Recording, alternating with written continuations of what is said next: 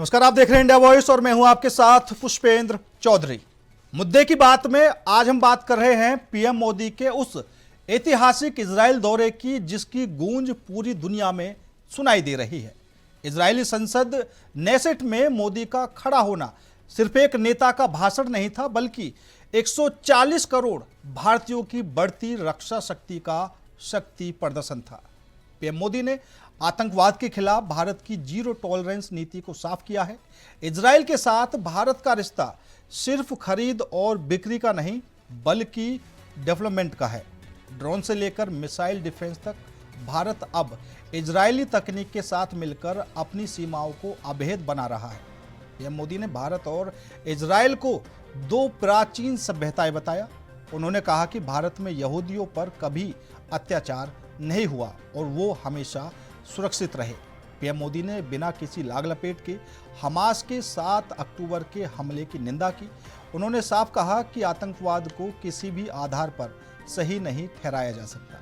PM Modi का यह दौरा केवल एक आधिकारिक यात्रा नहीं, बल्कि भारत की नई और मुखर विदेश नीति के साथ साथ एक बड़े कूटनीतिक बदलाव का संकेत है।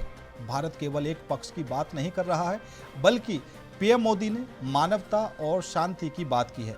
क्या भारत और इजराइल की यह अटूट साझेदारी आने वाले समय में वैश्विक आतंकवाद को जड़ से मिटाने और भारत को रक्षा के क्षेत्र में पूरी तरह आत्मनिर्भर बनाने की दिशा में सबसे बड़ा कदम साबित होगी? आज चर्चा इसी पर करेंगे अपने मेहमानों के साथ, लेकिन उससे पहले आपको सुनाते हैं पीएम मोदी ने क्या कुछ कहा।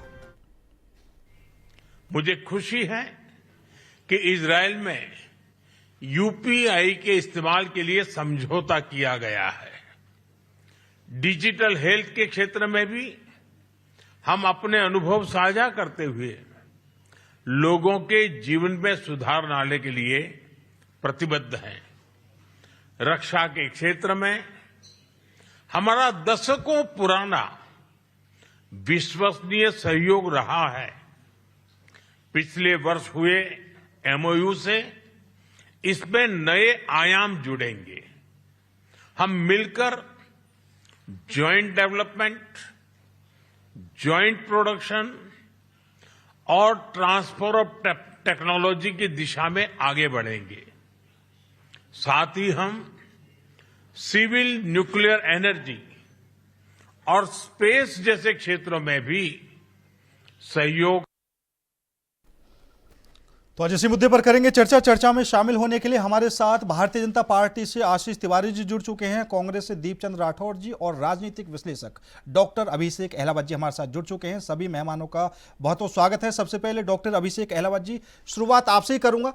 भारत और इजराइल के बीच जो समझौते हुए हैं, या फिर यूं कह लीजिए प्रधानमंत्री नरेंद्र मोदी का ये इजराइल दौरा कितना अहम माना जा रहा है आपकी नजर से? आप क्या कुछ देख पा रहे हैं? पुष्पेंद्र जी, सर्वप्रथम मैं आपके दर्शकों को, आपको और पैनल में मौजूद मेरे दोनों बड़े भाइयों को प्रणाम करना चाहूंगा और ये बताना चाहूंगा कि ये एक तरीके से एक ऐतिहासिक दौरा रहा है। किसी भी प्रधानमंत्री का हमारे भारत के इतिहास में तो पहली बार कोई प्रधानमंत्री अगर इजराइल गया था तो माननीय मोदी जी ही थे और 9 साल बाद दोबारा उनका ये दौरा हुआ। इससे पहले ऑपरेशन सिंदूर हुआ, उसमें हमने देखा कि किस तरीके से पाकिस्तान ने अपनी पूरी डिफेंस टेक्नोलॉजी और अपनी अटैक टेक्नोलॉजी हमारे ऊपर फेंकी और हमने उसका मुंहतोड़ जवाब दिया। पर उसके बाद माननीय मोदी जी ने ये वादा किया था, देश से ये प्रॉमिस किया था कि हम सुदर्शन चक्र, जैसे आयरन डोम इजराइल का है, वैसे ही हमने कहा था कि हम एक सुदर्शन चक्र, एक डिफेंस सिस्टम डेवलप करेंगे। क्योंकि नया एक सिस्टम डेवलप करना एकदम से ये एक बहुत बड़ा टाइम कंज्यूमिंग प्रोसेस है और कोई भी देश आसानी से पैसों के लिए आपको देने के लिए तैयार नहीं होता। बिल्कुल सही बात मैं है। आपकी जानकारी, आपके दर्शकों की जानकारी के लिए बता दूं, ये जो टेक्नोलॉजी जिनके ऊपर एमओयू साइन हुए हैं, जो इजराइल ने हमें देने के लिए राजी हुआ है, वो पैसों के लिए नहीं हुआ है। ये जॉइंट डेवलपमेंट होगा, उनका जॉइंट मैन्युफैक्चरिंग होगा।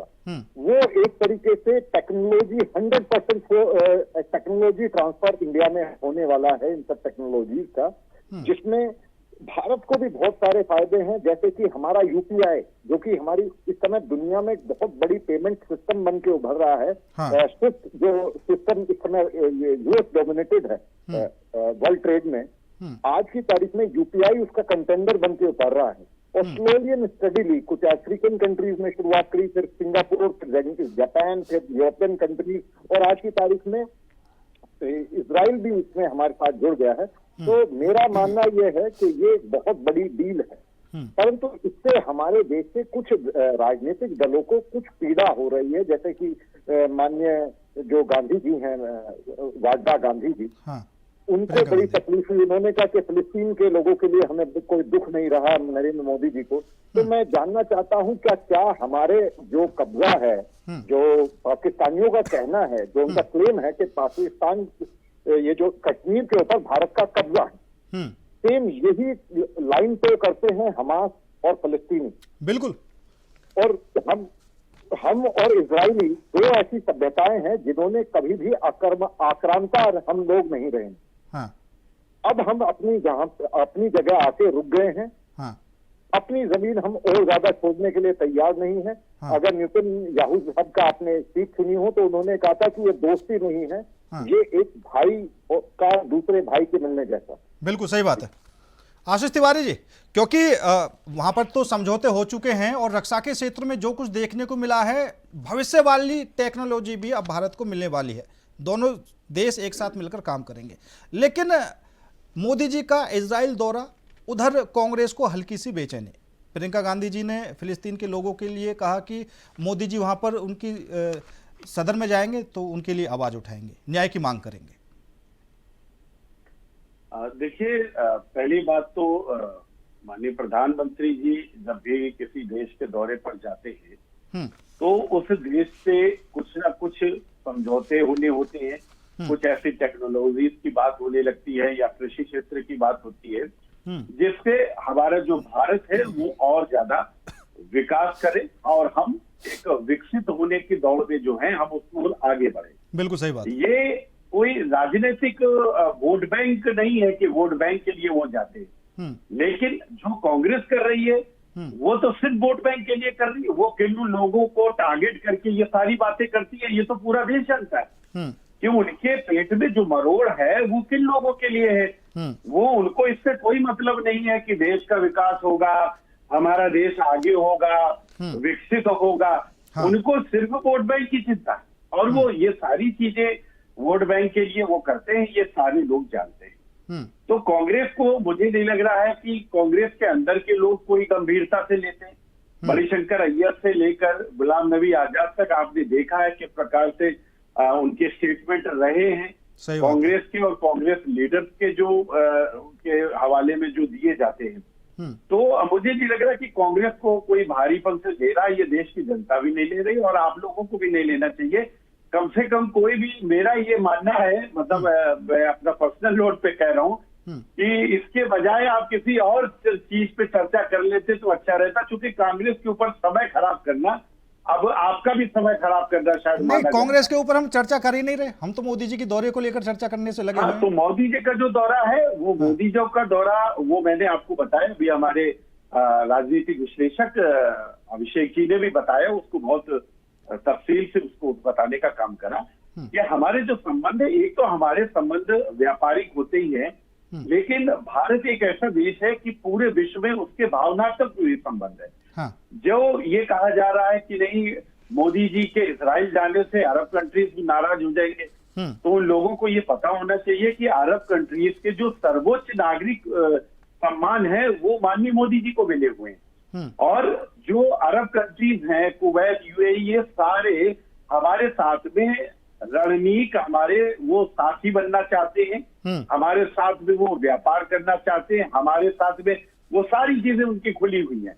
लेकिन जो हमारे देश की राजनीतिक पार्टियां हैं और खासतौर से कांग्रेस की बात अगर हम कहें तो कांग्रेस ने कभी भी देश की भलाई में कोई काम करा नहीं, और अगर कोई भलाई में काम होता है तो उसमें उनको दर्द होता है। अब यही इजराइल है, इसकी ही टेक्नोलॉजी थी, यही रशिया है, इसी की टेक्नोलॉजी थी कि अभी जो हाल ही में हमारा ऑपरेशन सिंदूर हुआ है उसमें हमने दुश्मन को जो धूल सटाई है उसमें इन दोनों कंट्रीज की टेक्नोलॉजीज का बहुत नहीं बड़ा बिल्कुल, और ये तो काफी समय पहले से ही माना जाता है कि इजराइल की सुरक्षा एजेंसी और एयर डिफेंस सिस्टम मेरे हिसाब से काफी ज्यादा ताकतवर है। दीपचंद राठौर जी, जो मोसाद है वहाँ की, हाँ, वो निश्चित तौर पर। और दूसरी चीज, हाँ, इजराइल का आतंकवाद के खिलाफ जो एक्सपीरियंस है, हाँ, वो हमारे बड़ा काम आता है। हाँ, क्योंकि वो चारों तरफ से आप देख रहे हैं किस प्रकार की परिस्थितियों से वो घिरा रहता है, और उसके यहाँ किस प्रकार से चीजें हुई। अभी जो गाजा वाला युद्ध हुआ, आपने देखा कि किस प्रकार से उनकी बाउंड्रीज में हमला करा गया, एकदम से अचानक से आए और कुछ लोग, और वहां पर मार काट उन्होंने कर दी। तो हमको वहां से एक्सपीरियंस भी मिलता है कि किस तरीके से हम बिल्कुल सही बात है, आतंकवाद के खिलाफ क्या अच्छी रणनीति बना पाए। सही बात है। लेकिन जो देश विरोधी लोग हैं उनको हाँ, इससे कोई मतलब नहीं, उनको ठीक है तिवारी जी, वर्ग विशेष धर्म विशेष से मतलब है कि उसका वोट उनको मिल जाए। प्रियंका जी उस देश का बैग टांग कर संसद भवन में चली जाएंगी और अपने आप को कुछ शो करने की कोशिश करेंगे कि हम इनके बहुत बड़े। ठीक है तिवारी जी, ठीक है। दीपचंद राठौर जी सुन पा रहे हैं आप? दीपचंद राठौर जी, शायद उन तक आवाज नहीं पहुंच पा रही। मैं आग्रह करूंगा कि एक बार उनका फोन दोबारा से कनेक्ट करवाया जाए। अभिषेक अहलावत जी, जैसा अभी तिवारी जी ने एक बात कही, क्योंकि भारत ने पहले पाकिस्तान पर एयर स्ट्राइक की, उसके बाद इजराइल भी ईरान पर करता हुआ दिखाई दिया। क्या इजराइल को भारत से कुछ सीखने को मिला कि अगर एयर स्ट्राइक करनी है तो इस तरीके से की जाए, टारगेट बनाकर? ये बात कहनी बड़ा मुंह, छोटा मुंह और बड़ी बात हो जाएगी। जिस तरह की परिस्थितियों में इजराइल है, हम उससे फिर भी बहुत ही बेहतर जगह पे। हाँ, हमारे आसपास इतने दुश्मन नहीं है जितने आसपास उसके दुश्मन हैं। हमारे ऊपर इतने हमले नहीं हुए जितने उनके ऊपर होते रहे हैं और लगातार होते रहे हैं। वो एक जीवित इतनी पावरफुल इनोवेटिव कंट्री है। मतलब मेरे वहां पे दोस्त हैं, मेरी बातचीत वहां पे होती है, वहां की यूनिवर्सिटीज में मेरी बातचीत होती रहती है। हाँ। हमारे कल्चरल एक्सचेंजेस इस समय बढ़ने की, जैसे कि बातचीत मसौदों में आई है कि कल्चरल और यूनिवर्सिटीज के एक्सचेंज भी बढ़ाए जाएंगे, जो कि बहुत ही महत्वपूर्ण है। एग्रीकल्चर से लेकर, डिफेंस सेक्टर से लेकर, एस्ट्रोनॉट से लेकर, आईटी की कटिंग एज आईटी को लेकर जो कुछ अमेरिका हमें नहीं दे सकता, वो सब हमें इजराइल से मिला है, आगे भी मिलेगा। और तब भी मिला जब हमने इजराइल को खुल के अपना दोस्त नहीं कहा, इस वजह से, इस डर से कि कहीं भारत का मुसलमान हमारे देश के खिलाफ ना हो जाए। पर हमने ऐसा क्यों माना? एक विचारधारा बनाई गई जब कांग्रेस की सरकारें रही, तो ये एक विचारधारा ये रही कि आप जो ये उग्रवादी तत्व हैं, ये जो टेररिस्ट तत्व हैं, इनको अपील कीजिए। फॉर एग्जाम्पल आप देख सकते हैं कि यासीन मलिक साहब का डिनर किया गया था माननीय मनमोहन सिंह जी के द्वारा अपने प्राइम मिनिस्टर हाउस में।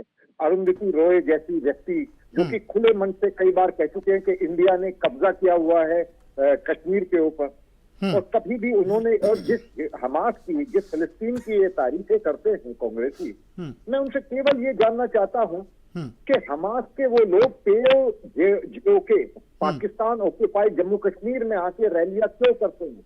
वहां के जो टेररिस्ट को हैं वो अपनी टेक्नोलॉजी ट्रांसफर करते, तो उनको काउंटर करने के लिए हमें इजराइल की बहुत ज्यादा आवश्यकता है। बिल्कुल सही बात है। इजराइल की आवश्यकता भारत को, भारत की आवश्यकता इजराइल को कम है। ठीक बात है। दीपचंद राठौर जी सुन पा रहे हैं आप? जी बिल्कुल। हाँ राठौर साहब, सबसे पहला सवाल तो ये रहेगा, क्योंकि अभी इजराइल का जो मोदी जी का दौरा है उसको लेकर आपकी तरफ से क्या कुछ प्रतिक्रियाएं हैं? कुछ परेशानी है कांग्रेस को? आदरणीय पुष्पेंद्र जी, देखिए सबसे पहले तो आपको और आपके पनिष्ठ को और आपके इंडिया वॉइस के सभी दर्शकों को मेरा नमस्कार। हाँ। देखिए नरेंद्र मोदी पाकिस्तान के प्रधानमंत्री नहीं है, भारत के प्रधानमंत्री है। तो भारत के प्रधानमंत्री को भारत के लोग ही बताएंगे, भारत के लोग ही अपेक्षा करेंगे कि पाकिस्तान के लोग तो अपेक्षा नहीं करेंगे पुष्पेंद्र जी। हाँ। और भारतीय जनता पार्टी के जो नहीं पा रहे हैं। हाँ। बात वुमेन्स राइट की हो रही है। हाँ। या उनको कहते हैं कि एनएसए में की बात उठानी चाहिए। हाँ। इजराइल के जो लोग एक बहुत बड़ा तबका है। हाँ। इस बात को भी मानता है कि सन 1947-1992 तक जो पॉलिसी रही है, आप सब ने देखा होगा। हाँ। देखिए पॉलिसी में ज्यादा चेंजिंग नहीं है, लेकिन जो रिलैक्समेंट और अलाइजमेंट हो रहे हैं ग्लोबल ऑर्डर में, उस ऑर्डर में ये समझना बहुत जरूरी है कि इजराइल चलता अमेरिका की पॉलिसी से। पहली बात, आज आपके चल के मानने से मुझे कहना नहीं चाहिए, फिर भी मैं कहने पड़ रहा है कि एप्स्टीन ये कहने पे ट्रंप को खुश करने के लिए देश के प्रधानमंत्री नरेंद्र मोदी इजराइल गए थे वहां नाच गाना करके आते हैं, और वो रोबोट प्रधानमंत्री है, इनका कंट्रोल अमेरिका के हाथों में है, तो सही काम कैसे करेगा? और जो आप राजनीति और विदेश नीति की बात कर रहे हैं पुष्पेंद्र जी, तो इनसे पूछिए कि आप जब कंट्रोल पे काम कर रहे हैं किसी के, तो आप राजनीति और विदेश नीति की कैसे बात करेंगे? आप ज्यादा दूर क्यों जाते हैं? आप सिंदूर ऑपरेशन को उठा के देख लीजिए। जब सिंदूर ऑपरेशन हुआ था तो आप कह रहे थे कि 56 इंच की छाती, विश्व में आप डंका आपका बजरा था। तो जब ये ऑपरेशन सिंदूर हुआ था तो आपके साथ कौन सी कंट्री खड़ी हुई थी?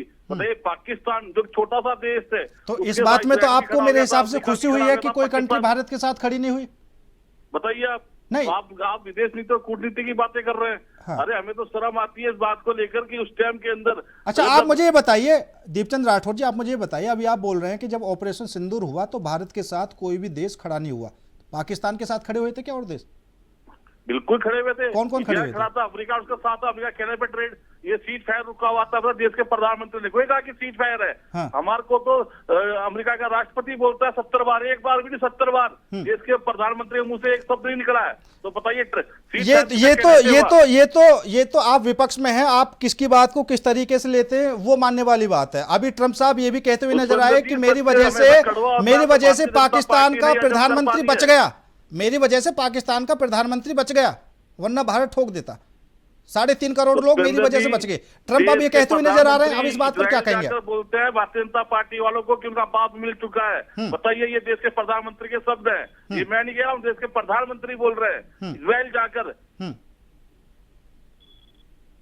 ठीक है, आशीष तिवारी जवाब दीजिए। देखिए, बड़े दुर्भाग्य की बात है कि ये जो कांग्रेसी है या ये विपक्ष में बैठे लोग हैं, इन्होंने अपना कप्पा मान लिया है ट्रंप को। इनको देश की गवर्नमेंट पे भरोसा नहीं है, देश के प्रधानमंत्री पे भरोसा नहीं है, देश की सेना पे भरोसा नहीं है। सेना ने बोला कि नहीं, ऐसी कोई बात नहीं है। प्रधानमंत्री ने बोला कि हमारी मध्यस्थता किसी ने नहीं करी, प्रधानमंत्री जी ने खुद आकर बोला। लेकिन जो इनके पापा बोलेंगे वो तो पापा की बात मानेंगे। इनको ट्रंप पे भरोसा और उस ट्रंप पे भरोसा है जिसका खुद के ऊपर भरोसा नहीं कि वो अगले 15 मिनट में कौन सा स्टेटमेंट देने वाला है। हाँ। और ये ट्रंप की बात पर भरोसा करते हैं। ये बड़े दुर्भाग्य की बात है और ये हमारे देश के लिए ठीक नहीं है, क्योंकि इन लोगों की जो सोच है उस सोच के कारण कहीं ना कहीं भारत को बड़ा डेट झेलना पड़ रहा है। अरे भाई, जो ऑपरेशन सिंदूर हुआ उसमें प्रधानमंत्री जी ने स्वयं आके बोला है, स्टेटमेंट है उनका कि हमारी किसी ने कोई मध्यस्थता नहीं करी। रक्षा मंत्री ने बोला, नहीं देश के प्रधानमंत्री ने बोला। आपकी साहब बताइए कौन सी लाइन आप बता दिए, एक भी आपके डोमेन में है क्या, पब्लिक डोमेन में? दीपचंद राठौर जी, राठौर साहब मेरी बात सुनिए। अगर झूठ बोल राठौर साहब मेरी बात सुनिए। लोकसभा में जब ऑपरेशन सिंदूर पर चर्चा हो रही थी, सुन लीजिए, मैं बता देता हूं, अगर कोई गलत बोल रहा तो सही करने का काम मेरा। लोकसभा में जब ऑपरेशन सिंदूर पर चर्चा हो रही थी, इनडायरेक्टली प्रधानमंत्री नरेंद्र मोदी जी ने बोला था कि किसी की मध्यस्थता बीच में नहीं चलेगी। ठीक। दूसरा, ये विदेश मंत्रालय की तरफ से एक बार नहीं 1000 बार इस मामले को लेकर सफाई दी गई, और जितना सफाई विदेश मंत्रालय दे रहा मेरे हिसाब से तो ये बहुत बड़ी बात है। वरना जब विपक्ष मानने को तैयार नहीं है तो सफाई देना बंद कर दो, नहीं मानते तो नहीं मानते। लेकिन ये सरकार की पॉलिसी है कि अगर आप विपक्ष में हैं तो आपको सहमत करना। आप अभी भी नहीं मान रहे उस बात को? हाँ, तो मैं यही कह रहा था दीपचंद राठौर जी, आपको तथ्य नहीं पता है, या तो पता है तो आप उनको समझना नहीं चाहते हो, या सुनना नहीं चाहते हो, या मानना नहीं चाहते हो। क्योंकि राहुल गांधी ने कह दिया कि नहीं मानना है, तो आपको पता होकर भी हो सकता है कि आप ना मानो। लेकिन जो बातें मैंने कही, मैं तथ्य के साथ बात करता हूं। मैं आप विपक्ष की तरीके से मैं उड़ी उड़ाई बातें नहीं करता हूं, ठीक है। आप लोगों ने हमेशा देश को शर्मिंदा करने का काम करा। राहुल गांधी जब भी विदेश आते हैं तो वहां पर देश की बुराई करते हैं। अभी एआई समिट में किस तरीके से आपने नंगाई फैलाई वहां पर, और वो नंगाई आपकी इतनी बुरी थी और आप लोगों को शर्म नहीं आती है। सबसे दुख की बात यह कि आप लोग बेशर्म हो गए हो। भारतीय जनता पार्टी की आप विरोध करते करते आप देश का विरोध कर देते। आप कहते हो कि हमारे भारतीय सेना के जो सिपाही है, जो सैनिक है, उनकी चीन के सिपाहियों ने, सैनिकों ने पिटाई कर दी। आप इस तरीके की भाषा बोलते हो। आप कहते हो कि कितने राफेल गिरे, आप हमको बताओ। आपने ऑपरेशन सिंदूर के समय जब हमने वहां का पानी बंद कर दिया तो आपके जो बड़े नेता थे उनके दुख देखते नजर आ रहे थे। आप भारत के साथ कभी दिखे ही नहीं। आप हमेशा आपने भारत के विरोध में आचरण करना पसंद करा और आप यहाँ पर बैठकर भारत के लिए, भारत के उस प्रधानमंत्री के लिए बात करते हो जिन्होंने अपना सर्वस्व निछावर कर दिया। और फिर मैं एक बात कह रहा हूं कि भारत के प्रधानमंत्री विदेश में जाकर भारत को मजबूत करने की रणनीति करते हैं, जबकि जो विपक्ष के लोग यहाँ पर हैं उनको सिर्फ वोट बैंक से मतलब है और उसके आधार पे वो सारी अपनी बातें करते, सारी डिलीवरी देते। ये बड़ा कष्ट का विषय है और बड़ा ठीक है तिवारी जी। एलावत जी, क्या कुछ वजह हम माने कि विपक्ष अभी तक मानने को तैयार नहीं है? अभी राठौर साहब तो अभी वो पुरानी बातों को उखाड़ने से लगे हुए हैं, जबकि मेरे हिसाब से इनके आधे नेता तो संतुष्ट हो गए होंगे, लेकिन क्या माइंड सेट क्या हुआ अभी तक? देखिए, दीप सिंह चंद्र राठौर जी हमारे बड़े भाई हैं, एक बड़ी ही राष्ट्रीय पार्टी के राष्ट्रीय प्रवक्ता हैं, प्रवक्ता के पद पर तैनात हैं, परंतु उनकी मजबूरी है, वो राहुल जी की लाइन से अलग नहीं हट सकते। आज दुख का विषय यह है कि विपक्ष की जो हमारी प्रमुख विपक्षी पार्टी है, मैं बीजेपी का फेवर नहीं ले रहा हूं, पर दुख का विषय एक आम नागरिक के तौर पे यह है कि कांग्रेस पार्टी एक नेशनल कांग्रेस पार्टी नहीं रहेगी, राहुल कांग्रेस पार्टी बन चुकी। माननीय राहुल गांधी जी जो लाइन बोल दें, जो वो बोलते, दिन को अगर वो दिन कहें तो ये दिन कहेंगे, वो दिन को अगर रात कहें तो ये रात कहेंगे। जो बातें पाकिस्तान का ISPR कहता है, जो वहां का मिलिट्री मीडिया कहता है, वही सेम बातें राहुल गांधी जी कहते हैं और मजबूरन दीपचंद राठौर जैसे हमारे बड़े भाई को चैनल पे आके उन चीजों को डिफेंड करना पड़ता है, उस लाइन को तय करना पड़ता है। मेरा सीधा सा सवाल है कांग्रेस के अपने साथियों से, विचारधारा से, देखिए क्या कश्मीर के ऊपर भारत का इलीगल कब्जा है? अगर है तो उसी तरीके से इजराइल का फिलिस्तीन के ऊपर इलीगल कब्जा है। बिल्कुल। क्या भारत को कश्मीर छोड़ देना चाहिए, पाकिस्तान को दान कर देना चाहिए? क्या ये चाहती है कांग्रेस पार्टी? क्योंकि फिलिस्तीन वालों का यही कहना है और फिलिस्तीन वालों का तो यहां तक कहना है कि इजराइल का कोई वजूद ही नहीं होना चाहिए, हम उसे एक नदी है तिब्रिस से लेकर समुद्र तक पूरा खत्म कर देना चाहते हैं। वही हमारे जो पाकिस्तानी भाई बैठे हैं, जो सो-कॉल्ड भाई हैं, उनकी भी यही इच्छा है कि आज कश्मीर, कल दिल्ली और परसों को गजवाए हिंद। देखिए उनके जितने भी आप तकरीरें आप सुन लीजिए, उससे मुंह छुपाया ऑस्ट्रिच की तरह आप सब रेत में गाड़ तो सकते हो, तो सच्चाई से मुंह नहीं फेर सकते। ठीक है। अगर हमारा हक कश्मीर पे पूरा है और हमारे कांग्रेस के साथी ये मानते हैं, तो फिर इन्हें यह भी मानना पड़ेगा कि इजराइल का पूरा हक है फिलिस्तीन की भूमि पे, गाजा की भूमि। ठीक है राठौर साहब, अगर हमारा कश्मीर पर पूरा हक है उसी तरह इजराइल का फिलिस्तीन पर। दूसरा उदाहरण ये भी है, जो हमारा और कश्मीर का जो मामला चला हुआ सेम ऐसा ही चल रहा है रूस का यूक्रेन के बीच जो सीमा है। ठीक है, ये कुछ ऐसी बातें हैं जो समझने वाली हैं। उसके बाद भी आप बोल रहे हैं कि प्रधानमंत्री नरेंद्र मोदी वहां पर गए और उनको फिलिस्तीन के लोगों के लिए न्याय की मांग करनी चाहिए। देखिए बिल्कुल करनी चाहिए। आप बोलो कि भारत और पाकिस्तान जैसा मामला है जैसे उनका मामला है। हाँ। तो मैं एक बात पूछना चाहूंगा कि चाहे भारत हो चाहे पाकिस्तान हो, चला कौन रहा है आज को देश को? अमेरिका। हाँ। तो मैं दो बातें भारतीय जनता पार्टी के प्रवक्ता बैठे हैं आशीष भाई तिवारी जी, इनसे पूछना चाहूंगा कि 4-5 मेरे आपसे सवाल जो आप जवाब दे दीजिएगा। सीज फायर की तरह हमारी ट्रेड डील की घोषणा ट्रंप ने पहले क्यों की, ये भी बता दीजिएगा जरा आप। हमारे ऊपर औसतन 3% से कम टैरिफ लगता है और 18% लोग, ये भारत की जीत कैसे हुई ये भी बता दीजिएगा आप। भारत में अमेरिका के लिए अपना बाजार पूरी तरह से खोलने की सहमति जताई, इसमें घरेलू भारतीय उद्योग और व्यापारियों की क्या सुरक्षा कैसी होगी ये भी बता दीजिएगा आप। जिस तरह से इस डील के बाद अमेरिकी कृषि सचिव की खुशी जताई है, वो बिल्कुल साफ है कि अमेरिका किसानों का तो बल्ले बल्ले हो, लेकिन हमारे किसानों को किस तरह की मार झेलनी पड़ेगी ये भी बता दीजिएगा। ईरान के चावारा पोर्ट पे हम रहेंगे या नहीं रहेंगे? अमेरिका कौन होता है कि हम रशिया से तेल खरीदेंगे कि हम ईरान से तेल खरीदेंगे ये भी बता दिए। कौन है ये? अमेरिका को देश का प्रधानमंत्री, हमारा देश का प्रधानमंत्री मोदी चला रहा है कि अमेरिका के प्रधानमंत्री ट्रंप चला रहे? पहली बात आप ये बताइए ना कि हमारे देश का प्रधानमंत्री कौन है? आज 140 करोड़ के लोग आपसे पूछ रहे हैं, आशीष तिवारी जी, कि देश को कौन चला रहा है? और मैं कह रहा हूँ, अभिषेक जी भाई कह रहे हैं, इनकी मजबूरी है कि ये दोनों तरफ बात को नहीं रख पा रहे हैं, क्योंकि ये सत्ता पक्ष से भी डर रहे हैं कि इनके ऊपर कहीं राष्ट्रद्रोह विद्रोह का मुकदमा ना लगा दे। इस तरह जो बात हमारे कांग्रेस पार्टी के यूथ कांग्रेस पर लगा रखा है कि राठौर जी, हाँ राठौर जी, अभी आप बोल रहे हैं कि हमारे देश का प्रधानमंत्री कौन है, वो तो सभी को पता है, प्रधानमंत्री नरेंद्र मोदी हैं। दूसरा ये कि हमें पता है, पर देश को तो ट्रंप चला रहा है। कैसे? ट्रंप चला रहा है ना। कैसे? उदाहरण दीजिए, उदाहरण दीजिए। अब हम यहाँ बैठ के छप्पड़ी ना, हम कह रहे हैं कि विश्व गुरु बनाने की बात कर रहे हैं, पर एक कॉल पे देश के प्रधानमंत्री चुप हो जाते हैं। सवाल ये भी तो उठता है ना कि आप ट्रेड डील की किस एक फोन पे आपने ट्रेड डील कैसे साइन कर दिया? आपके अंदर हिम्मत है, ये प्रवक्ता बैठे हैं भारतीय जनता पार्टी के, इनमें हिम्मत है तो कैंसिल करवा के देख लीजिए। अच्छा, तो आपके हिसाब से मोदी जी ने अपना घर चलाने के लिए ट्रेड डील पर साइन किए, ये समझौता जो हुआ?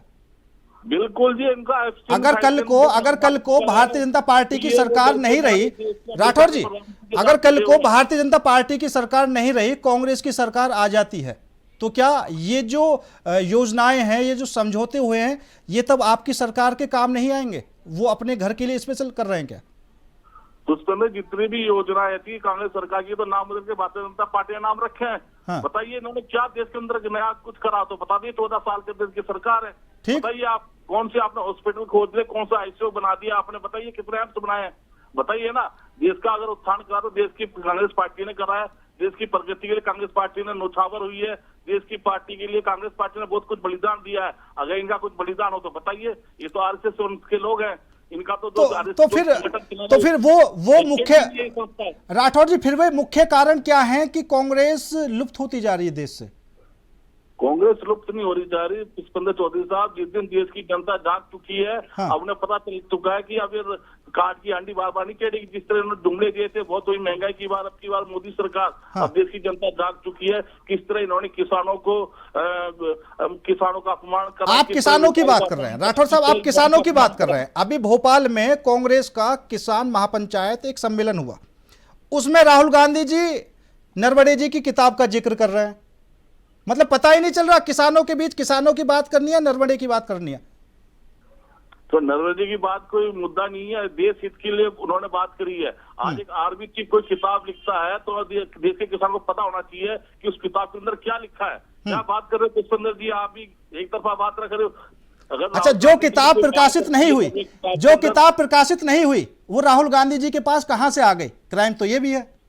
अगर प्रकाशित नहीं हुई है तो आप केस करिए ना, सरकार आपकी है। भाई राहुल गांधी जी को भी तो कहीं ना कहीं से मिली है। आप बोले प्रकाशित नहीं हो तो छपी हुई है किताबें, तो मतलब खुफिया लिंक है। ठीक है, एलावत जी, देखिए हम थोड़ा मुद्दे से भटक गए हैं। दीपचंद जी बोल रहे हैं कि मैं जो हूँ, हो सकता है मेरे को डर लगता है इस सरकार से। वैसे तो इतनी आजादी है सरकार। मुझे याद है कि कांग्रेस के राज में बड़े बड़े राजनेताओं को जेल में डाल दिया जाता था, गायकों को, किशोर कुमार तक को पूरे साल भर कर ये रेडियो से वंचित कर दिया जाता था। हाँ, आपके कुछ कार्यकर्ता थे जो जाके नंगे हो गए थे एआई समिट में। हो सकता है उनकी गिरफ्तारी होने की कोशिश हुई हो, मैं उसका विरोध करता हूँ। उनका विरोध करने का तरीका था, उन्हें और ज्यादा नंगा होना चाहिए था, पर उसका परिणाम जो उन्हें भुगतना पड़ा, वहां की जनता ने जो उनके साथ किया, उसकी वीडियोज वायरल है। और जिस प्रकार की राजनीति अफसोस के साथ आप राहुल गांधी जी के पीछे लाइन टोके कर रहे हैं। राहुल का शाब्दिक अर्थ ये होता है कि बचाने वाला, बढ़ाने वाला, परंतु जब से वो आपके नेतृत्व में आए हैं, आप ना तो बचे हैं ना बढ़े हैं। अच्छा, एलावत जी, क्या लगता है ये जो एआई समिट में कांग्रेस की तरफ से वो जो कारनामा देखने को मिला, क्या वाकई कांग्रेस की ये मंशा है कि जो विदेशी प्रधानमंत्री हैं, जो विदेश के लोग हैं, या अंतरराष्ट्रीय पटल पर भारत को पूरी तरह गिरा दो? क्योंकि एआई समिट में सभी कब आप व्यक्ति विरोध में देश विरोध की हद को पार कर देते। देखिए, आपको मोदी जी से नफरत हो सकती है, आपके राजनीतिक प्रतिद्वंदी हो सकते हैं, आप चाहते हैं आप उनको हराएं, कौन प्रधानमंत्री बने, परंतु देश की गरिमा इस प्रतिस्पर्धा से कहीं ऊपर है, देश की अंदरूनी राजनीति से कहीं ऊपर है। उन्हें बड़ा हृदय दिखाना चाहिए, तो उन्हें वहां जाके कांग्रेस के लोगों को अप्रिशिएट या फिर कोई अपनी तरफ से एआई की कोई नई चीज इंट्रोड्यूस करनी चाहिए थी। वो वहां पे नंगे होकर भारत की राजनीति को अंतर्राष्ट्रीय मंच पे ये दिखाना चाह रहे थे कि देश का जो अपोजिशन है वो इतना अपरिपक्व है कि वो अंतर्राष्ट्रीय मंच का और घरेलू जंतर मंतर का अंतर समझ भूल गया। ठीक है, मैं ये नहीं कहता कि नंगे होके पहले विरोध प्रदर्शन नहीं हुए हैं या अलग अलग विरोध प्रदर्शन के तरीके नहीं आजमाए गए हैं, पर प्लेटफॉर्म क्वेश्चन करता है सर। बिल्कुल सही बात है राठौर साहब। अंतर्राष्ट्रीय था। हाँ राठौर साहब, क्योंकि कभी कभी राहुल गांधी जी की बातें वाकई अच्छी भी लगती हैं, और जिस तरीके से जब 2024 का लोकसभा चुनाव हुआ, फिर शपथ ग्रहण समारोह हुआ और पहला दिन था, तो राहुल गांधी जी ने संविधान की किताब दिखाई, अहलावत जी आपने भी देखी होगी, और साफ तौर पर कहा कि भैया देश चलेगा संवैधानिक तरीके से। अब आप लोकतंत्र की रक्षा कर रहे हैं नंगे होकर। पुष्पेंद्र जी, आपको याद होगा 2010 के अंदर पूरी की पूरी यही भारतीय जनता पार्टी के लोग कॉमनवेल्थ गेम्स में एक तरफा कांग्रेस के खिलाफ प्रोटेस्ट करने के लिए जब एआई समिट कंप्रोमाइज कर रहे थे, जब आज यूथ कांग्रेस ने क्या कहा? यूथ कांग्रेस ने यही तो करा कि भाई प्रोटेस्ट करा है एआई समिट के अंदर, और प्रोटेस्ट कहाँ करना? मतलब आपने ये किया है कि जब कॉमनवेल्थ के समय बीजेपी वालों ने किया तो आज बदला लेने का समय हम भी कर देते हैं। मैं तो आपको एक बात कहना चाहूंगा अभिषेक अहलावत के लिए कि फरेबी है सियासत के मजहबी मोड़ देता है, कोई सच बोल देता है तो मुकदमा जोड़ देता है, कोई और पहनकर वे साधु का नया आया है कि हिटलर गरीबों की दुकान और घर तोड़ देता है। ये आपके लिए आशीष तिवारी जी, आज आप मेरे को ये बताइए कि यूथ कांग्रेस वालों ने खाली नंगा होकर, अगर महात्मा गांधी जी भी तो नंगन अवस्था में ही अपने धरना प्रदर्शन देते थे, उस टाइम तो ये बात नहीं उठी। और पूरी जी ने एक बार ये कहा था कि महात्मा गांधी जी की गरीबी को जारी रखने में हम लोगों को कितना खर्चा करना पड़ता है, इसका हिसाब किताब अगर किसी दिन देश देखेगा तो हमें शर्मिंदगी देखनी पड़ेगी। आपको मालूम होगा शायद अगर आपने पढ़ा। और पुष्पेंद्र जी, जो हमारे कार्यकर्ता थे वो सट लिस्ट हो गई, तो उन्होंने अपने रोज को आक्रोशित करा था, और तो कुछ नहीं करा, शांतिपूर्वक तरीके से उन्होंने धरना प्रदर्शन करा था। तो बताइए देश का मान सम्मान कहाँ खराब होता है? देश का मान सम्मान जब खराब होता है जब अमेरिका के कहने पर ट्रेड डील का समझौता कर लेते, देश का मान सम्मान जब खराब होता है, जब चीन के अंदर भारतीय प्रधानमंत्री का नाम आता है, जब देश का मान सम्मान खराब होता है। देश का मान सम्मान जब खराब होता है जब देश के युवा रोजगार मांगते उनके ऊपर लाठीचार्ज करते हैं। आज इनसे पूछिए कितने, इन्होंने कहा था कि 5 करोड़ युवाओं को रोजगार देंगे, उस पर कोई चर्चा नहीं है। देश का मान सम्मान जब घटता है जब देश के युवा को शिक्षा और रोजगार नहीं मिलता है। आज चुनी सरकार से अगर सवाल पूछो तो राष्ट्रद्रोही, अगर चुनी सरकार से सवाल मांगो तो आप राष्ट्र विरोधी। ये तो वही वाली बात होगी, लोकतंत्र बचाने की बात करने वाले आज लोकतंत्र पे ही पैरी बन चुके हैं।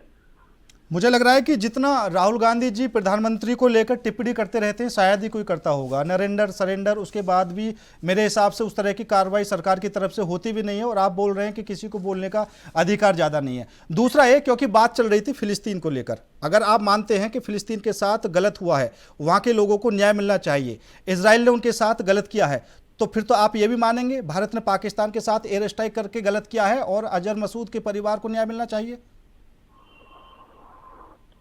देखिए, जो हमने भारत और पाकिस्तान के ऊपर जो हमने एयर स्ट्राइक की थी वो आर्मी रूल रेगुलेशन के उसके अंदर कहीं भी नहीं। हमारा एक ही टारगेट था कि वहाँ के आतंकवादियों को मारना, ना कि सिविलियंस को, वहाँ के सिविलियंस को किसी को भी नुकसान पहुंचाना। लेकिन फिलिस्तीन के अंदर क्या हुआ, वहाँ के बच्चों को भी मारा गया, वहाँ की महिलाओं को भी मारा गया। ये इजराइल की हकीकत है। आप बताइए ट्रेड भारत और पाकिस्तान की लड़ाई के इसका मतलब आप तारीफ करते हैं इस सरकार की कि इस सरकार ने बड़े ही अच्छे तरीके से इस सरकार ने हैंडल किया पाकिस्तान में उग्रवादियों को, इसके लिए आप तारीफ करेंगे नरेंद्र मोदी जी की? अभी जो आपने बात कही दोबारा कह दीजिए बस, कि भारत की सरकार ने बड़े ही कायदे से, नियम से केवल उग्रवादियों को मारा और इजराइल ने वहां के लोगों को भी मार दिया। भारत की सरकार ने बहुत अच्छा किया है। एक बात दोबारा ये बात कह दीजिए राठौर साहब।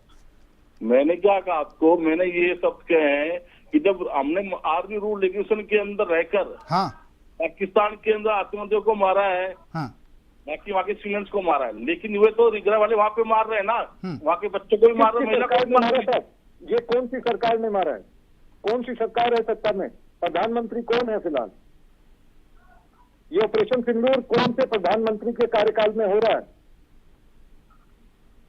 ये जो आपने तारीफ करी अभी हमारे कारण की, जिस तरीके से हमने आतंकवादियों के ऊपर आर्मी प्रोटोकॉल्स को मानते हुए पूरी तरीके से कार्रवाई करी, ये कौन सी सरकार के कार्यकाल में हुई है? राठौर जी बस उस सरकार का नाम ले दीजिए, उस प्रधानमंत्री का नाम ले दीजिए। राठौर साहब, एलावत जी के कहने का मतलब ये है, ये जो भारत ने पाकिस्तान पर एयर स्ट्राइक की है, और आपने खुद ये बात स्वीकार की, बहुत ही कायदे से भारत ने एयर स्ट्राइक की और आतंकवादियों को मारा, वहां के नागरिकों को नुकसान नहीं पहुंचाया, तो भारत के कौन से प्रधानमंत्री के कार्यकाल में ये एयर स्ट्राइक भारत ने की है? कहने का मतलब ये है। और एलावत जी चाहते हैं आप एक बार कह दीजिए प्रधानमंत्री नरेंद्र मोदी के कार्यकाल में। नरेंद्र मोदी के कार्यकाल में हुई है, ये तो कोई दोहराई वाली बात ही नहीं है। हाँ, ठीक है। आशीष तिवारी जी काफी समय से शांत है, तिवारी जी कह दीजिए कुछ। देखिए, राठौर जी ने 2 बार मुझसे कई प्रश्न पूछे हैं, तो मैं सोच रहा हूँ थोड़ा जवाब दे दूं। एक तो ये एप्लीकेशन फाइल के बारे में बार बार कह रहे हैं, शायद इनको नहीं पता होगा, जैसे कि अभी जो सिंदूर हुआ था ऑपरेशन, उसके लिए मोदी जी ने जो बोला था, इन्होंने कहा नहीं, वो कभी बोला नहीं। शायद जैसे वो नहीं पता, तो ये भी नहीं पता होगा कि एप्लीकेशन फाइल में पता है राहुल गांधी जी का भी नाम है, प्रियंका जी का भी नाम है, गांधी जी का नाम है, नेल्सन मंडेला का नाम है, और जाने कितने बड़े बड़े नेताओं के नाम है। महात्मा गांधी जी का नाम है, बोल दीजिए ना। ये क्यों पूछते रहेंगे आप? बोलिए। हाँ, ये मैं आपको बोल रहा हूँ, आप सुन लीजिए। मैं शांति से सुनता हूँ राठौर जी। मैं आशा करूंगा कि आप भड़बड़ाए नहीं। वो आपकी भड़बड़ाहट, वैसे अभिषेक जी ने ऐसी ऐसी बातें कह दी कि आप उसी में बेचारे चक्कर खा गए, मुझे पता है। लेकिन सुनिए, राहुल गांधी जी का भी नाम है, आप उसमें पता कर लीजिएगा। आप अभी ये कह देंगे कि नहीं नाम है, तो ये एपिस्टीन वाला जो अभी ये राग है, इसको अपना बंद कर दीजिए, क्योंकि कंटेंट और कॉन्टेक्स्ट, इन दोनों को अगर समझने का थोड़ा सा भी अगर हो, तो आप समझिए कि किस कंटेंट में, किस कॉन्टेक्स्ट में नाम आया है। ठीक है, हर में वही नहीं कि नहीं एपिस्टीन फाइल मतलब कि सब बर्बाद गंदगी, ऐसा नहीं है। तो उसको समझिए। और ये चूंकि पूरे देश की जनता जान चुकी है, आप नहीं जान पाए और जान नहीं पाए कि जानना चाहते नहीं है, ईश्वर जाने। दूसरी बात आपने कही इजराइल की, आप अभी और फिलिस्तीन की बात कर रहे थे कि फिलिस्तीन में बच्चे, आपको नहीं पता है कि इजराइल में भी बच्चे मरे थे? और ये युद्ध जो हो रहा है, ये शुरू किसने करा था? बिल्कुल, किसने ये लड़ाई करी थी? कौन किसके देश में घुसकर और वहां पर नागरिकों को, बच्चों को मारने का काम करा? ये आपको नहीं पता है क्या? हो सकता है ना पता हो, चुकी, या हो सकता पता हो या बताना ना चाहते। तो इस बातों को समझिए कि जब आप डिबेट करने आते हैं तो आप पूरी जानकारी लेकर आए, क्योंकि ऐसे फंस जाओगे आप, वो ठीक नहीं रहेगा। आपको यहाँ पर थोड़ा शर्मिंदगी उठानी पड़ जाएगी। मैं मुद्दे पर आता हूँ, क्योंकि आपने मुद्दे के अलावा सारी बातें कर ली। इजराइल के साथ में जो प्रधानमंत्री जी गए हैं, टेक्नोलॉजीज की जो हमारी लेन देन हुआ है, जो चाहे कृषि के उसमें हुआ हो, हमारे लिए आज इजराइल बहुत जरूरी कंट्री है। लेकिन इसके साथ साथ हमने कभी भी इजराइल को गलत नहीं बोला। हमने हमेशा शांति की बात करी, हमने युद्ध की बात नहीं करी, हमने 2 स्टेट सॉल्यूशंस की बात करी। आप यहाँ पर भारतीय जनता पार्टी को या हमारी विदेश नीति को आप यहाँ घेर नहीं पाओगे। और मैंने आपको बताया कि विश्व के जो ये इस्लामिक कंट्रीज है, इनका दूसरा सबसे सर्वोच्च नागरिक जो पुरस्कार है, सम्मान है, वो प्रधानमंत्री जी को दिया गया है। और हमारे साथ सारे देश आज की डेट में चाहते हैं कि हम उनके साथ में व्यापार करें, रणनीतिक हमारी उनके साथ में साझेदारी हो। आज हमारा भारत जो है वो लगातार विकास की ओर बढ़ रहा है। 11वीं अर्थव्यवस्था से आज हमने जापान को पछाड़ के हम 4थी बड़ी अर्थव्यवस्था बन गए और तीसरे के नंबर पर हम हैं। और सिर्फ प्रधानमंत्री ने, यहाँ पर उत्तर प्रदेश के मुख्यमंत्री माननीय योगी आदित्यनाथ जी भी जापान का दौरा उन्होंने करा, सिंगापुर का दौरा करा, और वहां से भी हमने कई अच्छे वहां पर डील करे हुए हैं। टेक्नोलॉजी हमने, बिल्कुल सही बात है। योगी जी भी एक तरफ जापान में लगे हुए हैं, वो भी कई लाख करोड़ के एमओयू हो चुके हैं। अहलावत जी, तो ये लोग जो हाँ। पुष्पेंद्र जी कर रहे हैं वो वोट बैंक के लिए नहीं कर रहे, वो भारत देश के लिए कर रहे हैं। लेकिन दुर्भाग्य है कि जो विपक्ष कर रहा है वो सिर्फ वोट बैंक के लिए। ठीक है आप अहलावत जी, वोट बैंक से ऊपर उठकर आइए। ठीक है तिवारी जी, आऊंगा आपके पास आप वापस। भारत देश की इज्जत को बरकरार रखिए, महंगाई मत करिए समिट में। और आप कह रहे हैं कि महात्मा गांधी भी तो महात्मा गांधी तो परमानेंट एक धोती में रहते थे, लेकिन ये लोग तो एक धोती में नहीं रहते। और आप इनकी तुलना महात्मा गांधी से कर रहे हैं, ये भी बड़ा शर्मनाक है। ठीक है, महात्मा गांधी जी का क्या कैरेक्टर था, कितने बड़े थे, क्या सोच थी, क्या योगदान था।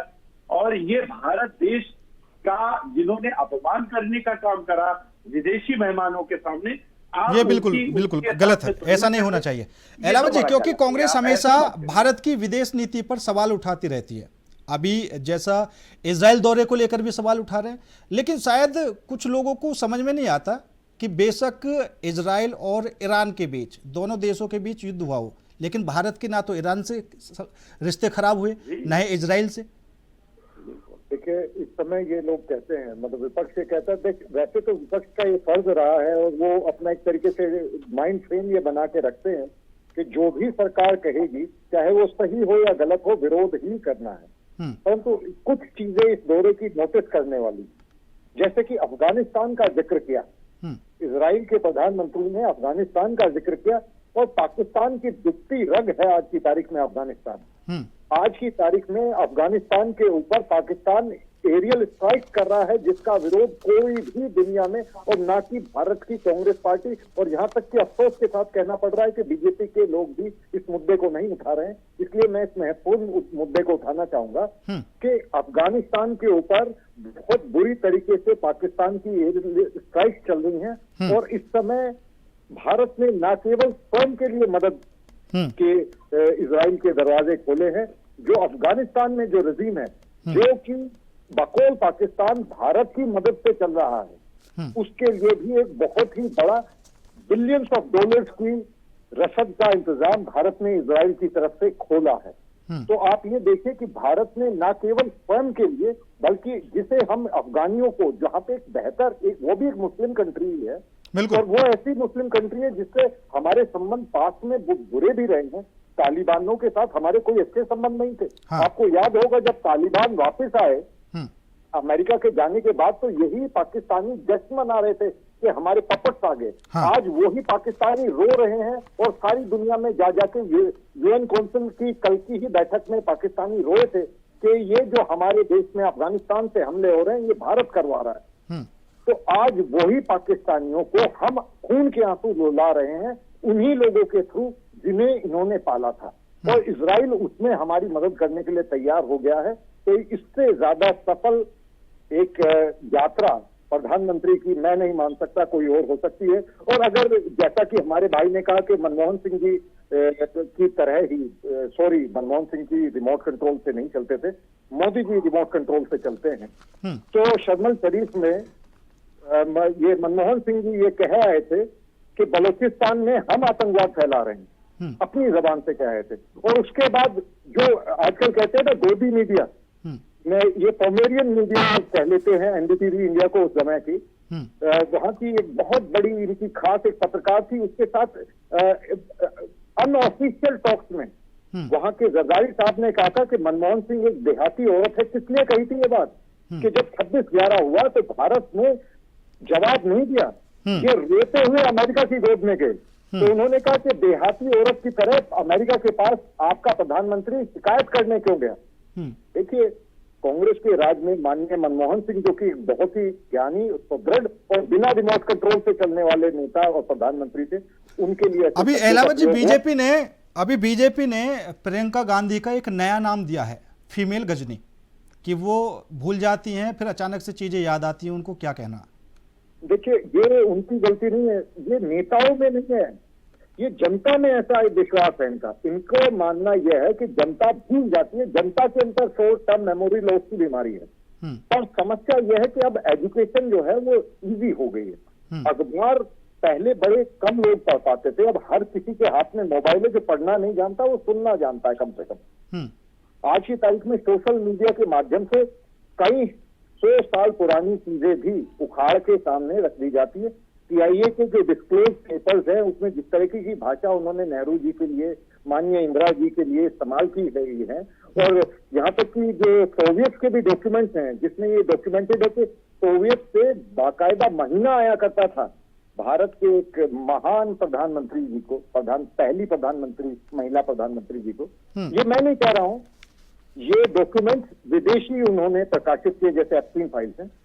तो इस तरीके से अगर देखा जाए तो उस समय रिमोट कंट्रोल की सरकार में हमारी हालत इतनी खराब थी कि हमने 71 की जंग जमीन पे जीती, और डिप्लोमेसी की टेबल पे कांग्रेस की सरकार और माननीय दुर्गा जैसी इंदिरा गांधी जी ने हमारे शहीदों की शहादत मिट्टी में मिला दी।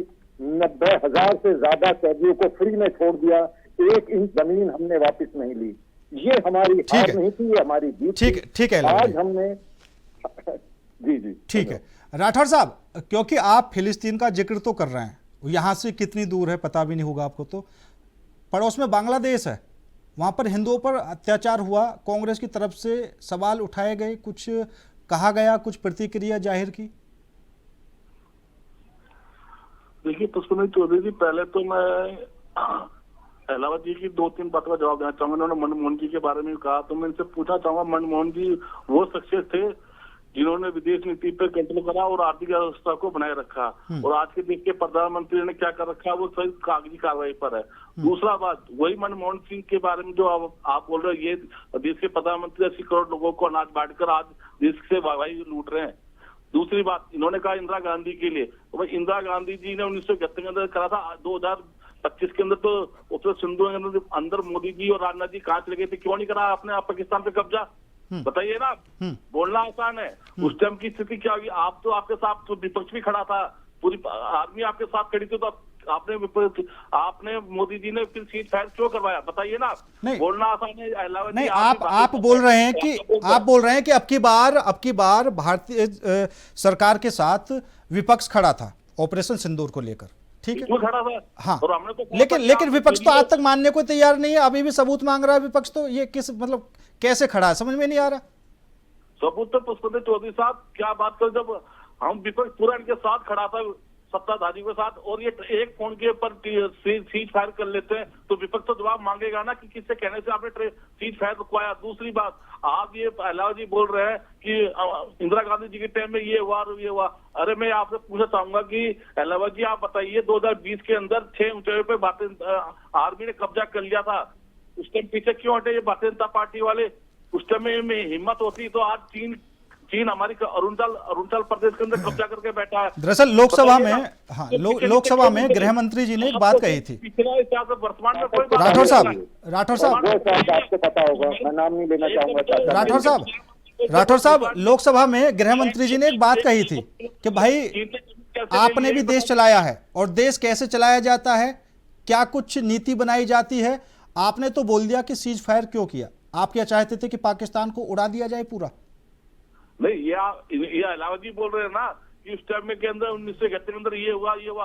अरे इंदिरा गांधी तो वो थी जो बांग्लादेश के टुकड़े कर रहे थे पाकिस्तान निकाल के, और आप बात करो आपके अंदर हिम्मत होती देश के प्रधानमंत्री में, तो आप कंट्रोल कर लेते। पाकिस्तान का टुकड़ा किया था, बांग्लादेश बना के। किसने रोका था आपको? जनाब please correct your word. Pakistan के टुकड़े किए थे, ये ईस्ट पाकिस्तान था जिसे बांग्लादेश बनाया गया था। बांग्लादेश से पाकिस्तान नहीं निकला है, पाकिस्तान से बांग्लादेश निकला।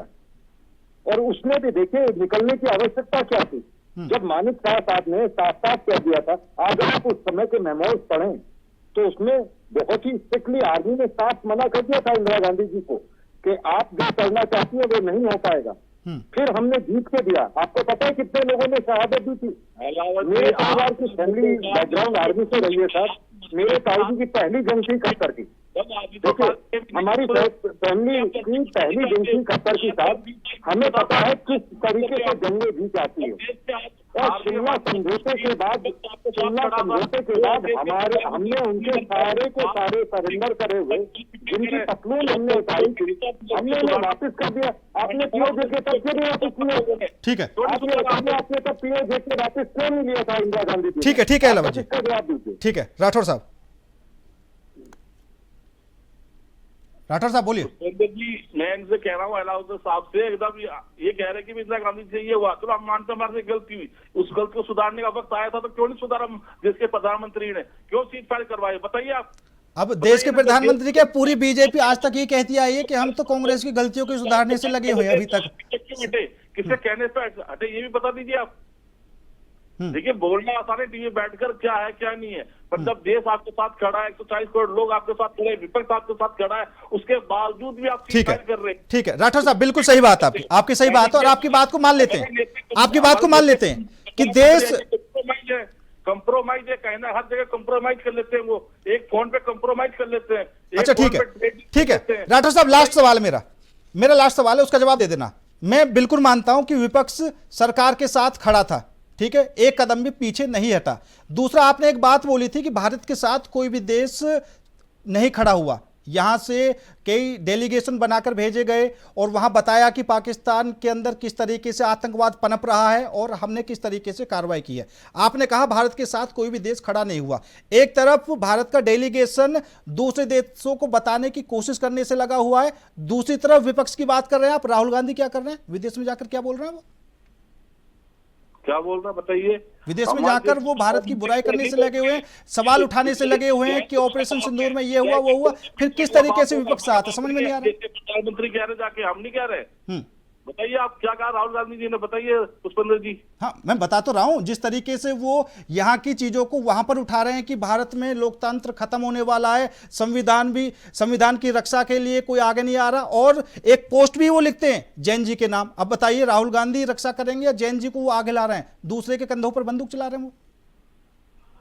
आदरणीय पुष्पेंद्र चौधरी जी, लोकतंत्र की आवाज उठाना गलत है, नहीं, बिल्कुल भी नहीं, गलत है, बिल्कुल भी नहीं। बताइए विदेश में उठाएंगे, विदेश में उठाएंगे, कांग्रेस पार्टी हर नहीं विदेश में उठाएंगे, लोकसभा का चुनाव लड़ेंगे राहुल गांधी विदेश में। आप ये बताइए, वहां पर वोट है उनके, आप ये बताइए ना। आपको समझाना चाहिए देश की जनता को, आप देश की जनता को समझा नहीं पा रहे, अब विदेश में जाकर वहां के लोगों को समझा रहे हैं, ये अच्छा सा नहीं लगता। ठीक है, फिलहाल समय की कमी है और आप सभी मेहमानों का बहुत बहुत धन्यवाद मेरे साथ इस खास चर्चा में जुड़ने के लिए। लेकिन जिस तरीके से प्रधानमंत्री नरेंद्र मोदी का इजराइल दौरा हुआ है और उस पर देखने के लिए जो बड़े बड़े समझौते मिले हैं, कहीं ना कहीं अब